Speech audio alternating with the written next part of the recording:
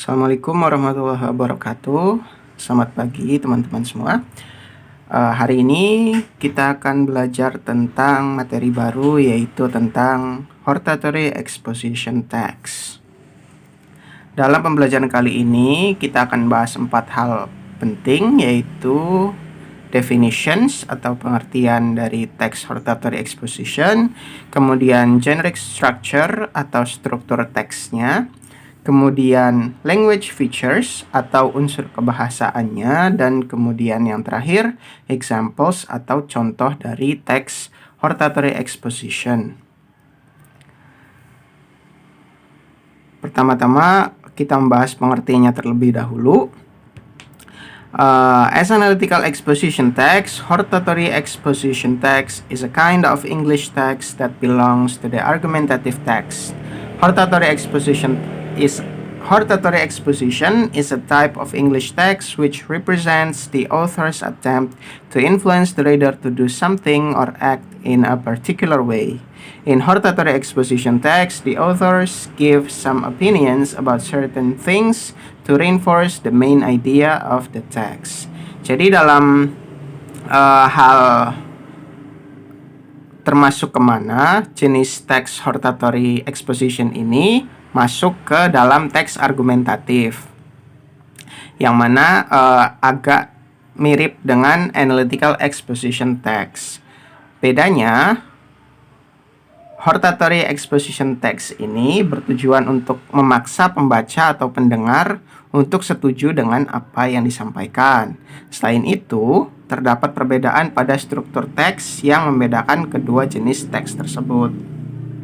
Dalam hortatory exposition text ini si penulis berusaha untuk mempengaruhi pembaca untuk melakukan sesuatu atau percaya akan sesuatu. Dalam teks ini juga si penulis memberikan beberapa opini, entah itu opininya sendiri atau merupakan opini ahli tentang sesuatu agar mendukung dari ide pokok dari sebuah teks tersebut. Unlike analytical exposition text, hortatory exposition text presents recommendation in the end of paragraph or hortatory exposition text. In this recommendation, the author tries to invite and persuade the readers to do something. This is very different from the analytical exposition, which puts reiteration or rewrites the main idea of the text as the closing of the text without invitation or recommendation. Jadi yang membedakan dari teks analytical exposition dengan hortatory exposition yang kita bahas hari ini adalah bagian akhirnya kalau dilihat dari strukturnya. Kalau di hortatory exposition text ini, di bagian terakhir memberikan rekomendasi, sedangkan kalau di analytical exposition itu memberikan reiteration atau rewrites atau menulis kembali ide pokok dari sebuah teks sebagai penutup dari teks tanpa ada rekomendasi. Jadi secara simpelnya, hortatory exposition text ini adalah jenis teks atau materi lisan persuasif dalam bahasa Inggris yang digunakan untuk menjelaskan pembaca atau pendengar bahwa sesuatu tidak boleh atau harus dilakukan. Berlanjut ke generic structure atau struktur dari teks tersebut. Terdapat 3 struktur. Yang pertama itu thesis. Thesis ini bagian awal dari sebuah teks hortatory exposition yang mana merupakan sudut pandang atau ide pokok sang penulis tentang topik yang akan dibahas. Dan yang kedua, arguments. Arguments ini adalah bagian dari opini ataupun pendapat para ahli yang menguatkan ide pokok yang sudah diberikan oleh penulis tersebut. Kemudian yang terakhir ada recommendation. Nah, pada bagian recommendation ini si penulis memberikan rekomendasi kepada sang pembaca terkait dengan ide atau topik yang disampaikan. Kemudian ini adalah tujuan dari hortatory exposition. The purpose of hortatory exposition. Hortatory exposition text is used to persuade the reader or listener that something should or should not be the case or be done. Jadi seperti yang sudah dikatakan sebelumnya, tujuan dari teks hortatory exposition ini adalah untuk mengajak pembaca atau pendengar untuk mengikuti atau tidak mengikuti sesuatu, atau sesuatu itu dianggap boleh atau harus dilakukan, atau sesuatu itu tidak boleh dilakukan sama sekali. Kemudian language features atau unsur kebahasaannya. Teks hortatory exposition ini menggunakan simple present tense. Kemudian terdapat untuk bagian argumennya itu dimulai dengan ada kata-kata atau frase first, second, third, next, furthermore, additionally, dan lain-lain.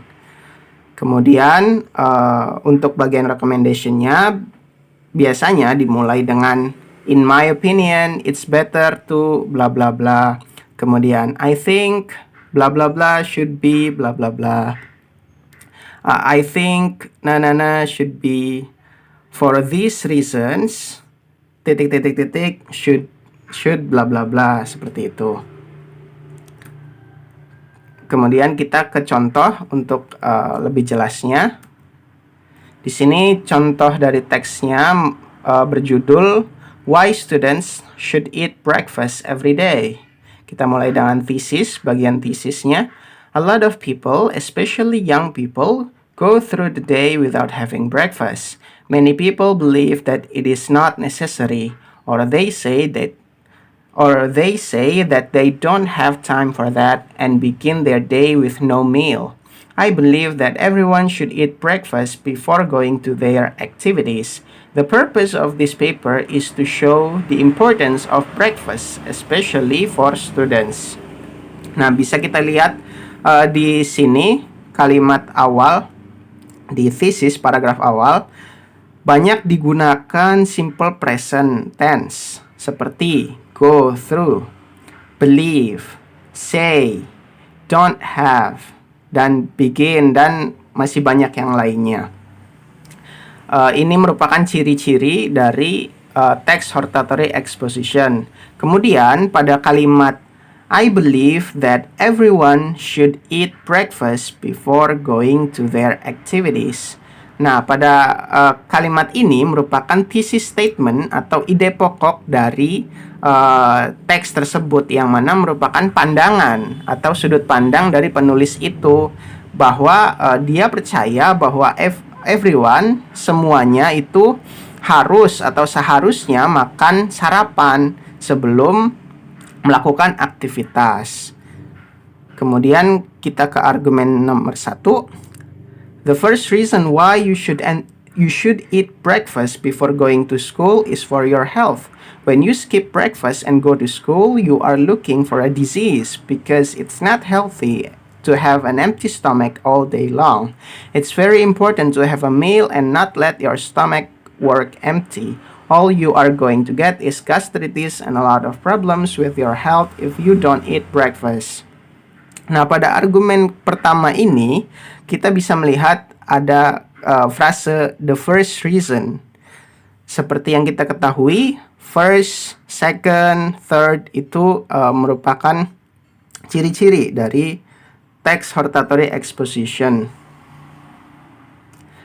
Nah, pada paragraf ini si penulis berusaha mendukung thesis statement-nya atau sudut pandangnya, yang mana dia percaya bahwa semua orang itu harus sarapan terlebih dahulu. Nah, di sini dia memberikan opininya atau pendapatnya bahwa kalau memakan sarapan itu untuk kesehatan diri kita sendiri. Kemudian kita berlanjut, argumen nomor 2. Another reason for eating breakfast is because you need food to do well in your classes. Your body and your brain are not going to function as good as they could because you have no energy and no strength. When you try to learn something and have nothing in your stomach, you are going to have a lot of trouble succeeding.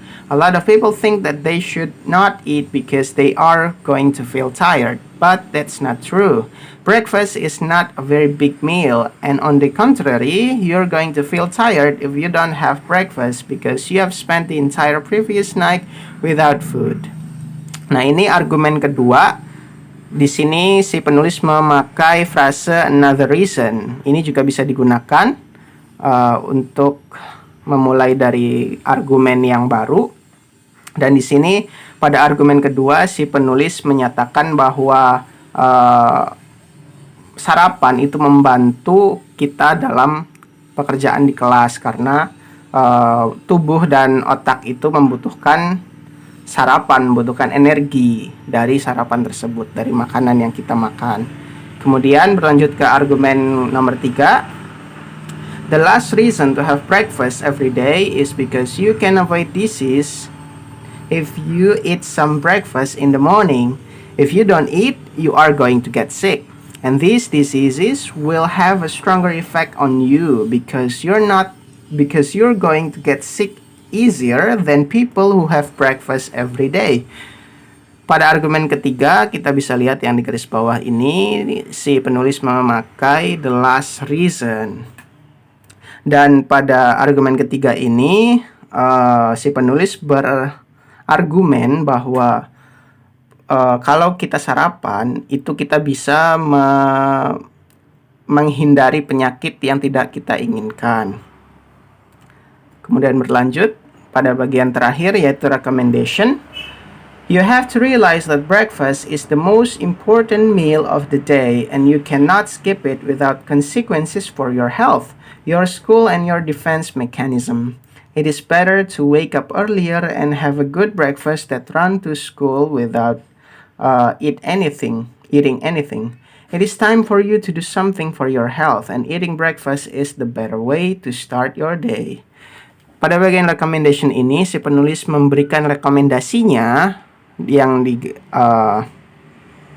diwarnai merah ini. It is better to wake up earlier and have a good breakfast than run to school without eating anything. Jadi, pada bagian terakhir, bagian rekomendasi, si penulis memberikan rekomendasinya bahwa seharusnya atau lebih baik kita itu sarapan terlebih dahulu sebelum melakukan aktivitas yang lain, seperti itu. Ya, sekian sepertinya untuk pembelajaran kali ini. Semoga bisa dipahami. I'll see you next week. Wassalamualaikum warahmatullahi wabarakatuh.